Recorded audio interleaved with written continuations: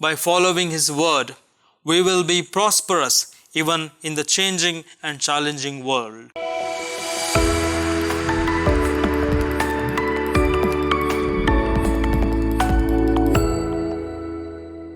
My dear brothers and sisters in Jesus Christ, when we observe a plant, it can teach various lessons for life.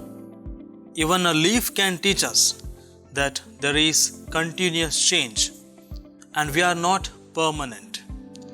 When we don't water and manure a plant, it becomes pale and dies.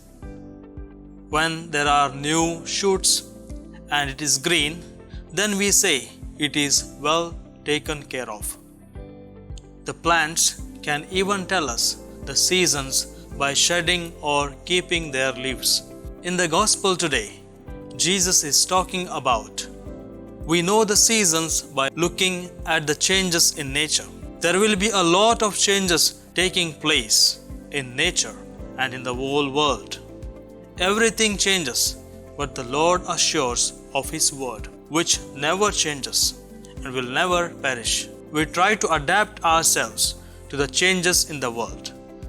The word of God and His promises do not change, but we never care His word and don't bother to live it out. Today's gospel invites us to depend on the God's word, which does not change, but becomes the anchor to hold on to our faith, becomes a beacon to follow and reach the shore of our lives.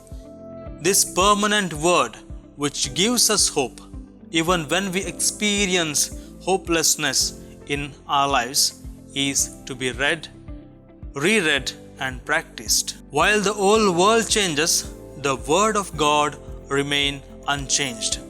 It is alive and active all the time to make us joyful, giving fruit in all seasons.